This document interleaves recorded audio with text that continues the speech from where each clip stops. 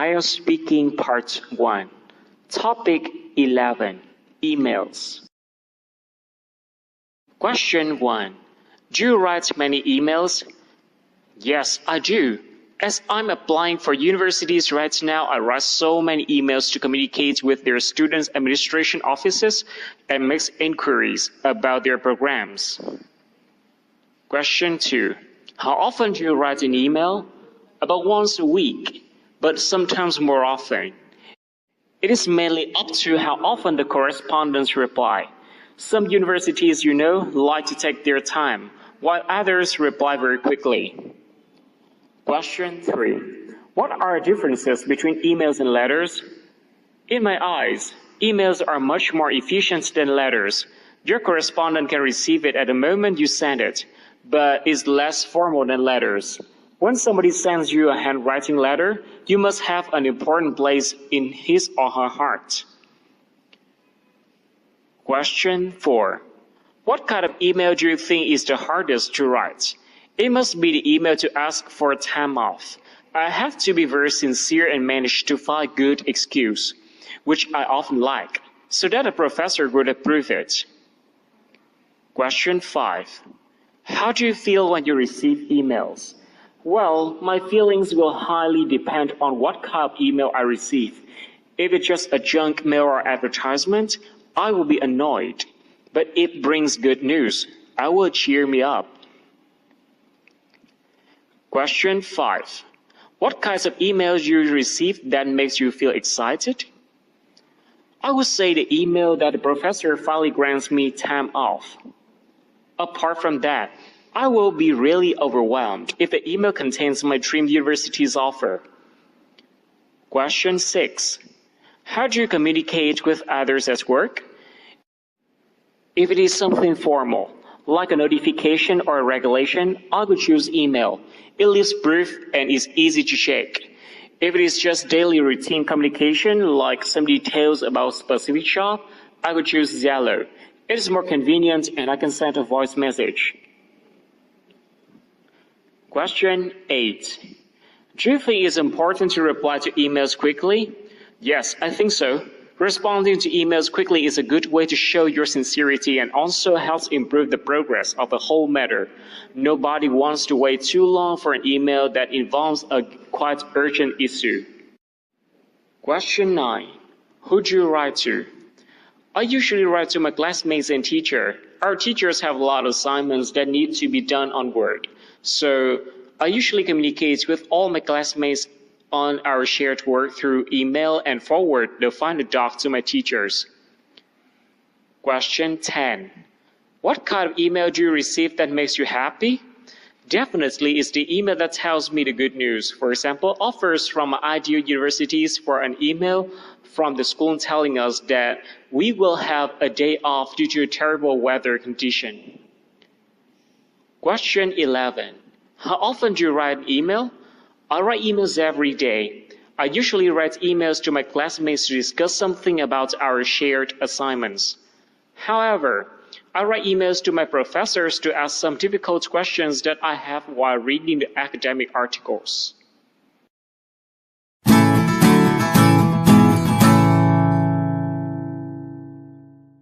Topic 12. Patience. Question 1. Are you less or more patient when you are angry? I think I'm less patient when I'm angry. I remember there was a time that I completely lost my temper when I had a disagreement with my friend on decision making. At that moment, I was so impatient that I was not listening to any words my friend has told me. Question 2. How do you feel when other people are not patient?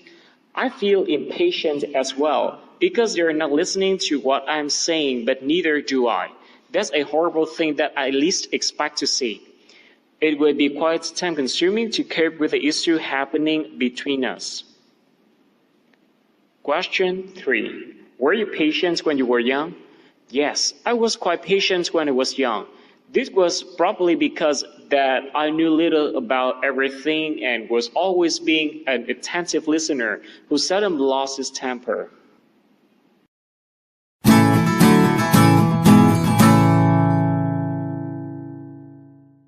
Topic 13.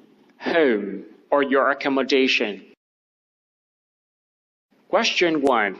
Can you describe the place where you live? I live in a dormitory that my university provides. It is an old building constructed in the 1980s. Along the aisle, a great number of rooms are scattered, kind of like the layout of a hotel. Question 2. How long have you lived there? I have been there since the start of university. Since I am the senior year, I would say about 3 years more. Who do you live with? I live with 5 classmates. They come from different places all over the country. We share a bathroom, toilet, and some tables. There may be some arguments sometimes, but they will be settled very soon. All of them are my good friends. Question 4. Do you plan to live there for a long time? To be honest, it's not up to me. I have to follow the arrangement of the university. There has been a rumor that next year we will move to another building with whole brand new facilities, but I cannot be sure. Question 5. Do you prefer living in a house or flat? I prefer living in a flat. As a student who does not have much money to hire servants, I do think I can handle all the cleanup of a big house.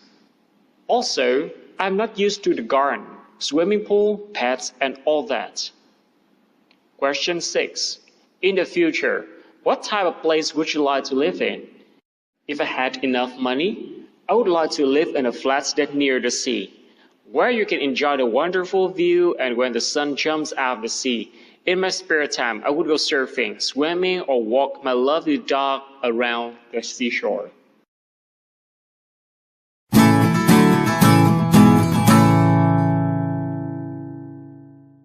Topic 14. Transportation.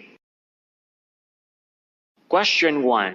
How did you come here today? I came here by bus. There's a direct line from my home to the school. It's very convenient. Question 2.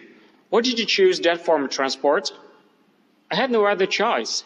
Since there is not a subway station nearby, subway is ruled out, I was planning to take a taxi but could not find one. After waiting at the side of the road for 20 minutes, I gave up and took the bus. Question 3. What form of transport do you usually use? I use subway for most times. It's quick, comfortable, and relatively cheap. What is most important is that I never need to worry about traffic jams.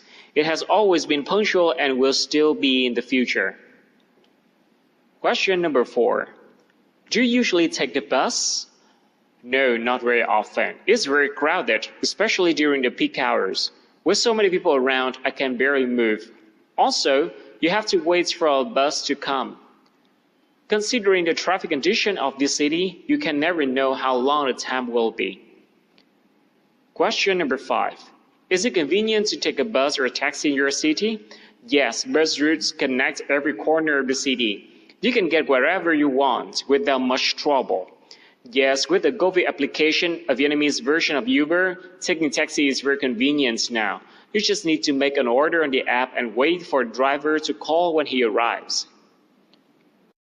Question number 6. Is driving to work popular in your country? Yes, and it's becoming more and more popular because of an increasing number of people who can afford a car, and most of them would choose to drive to work. After all, it's more comfortable and private.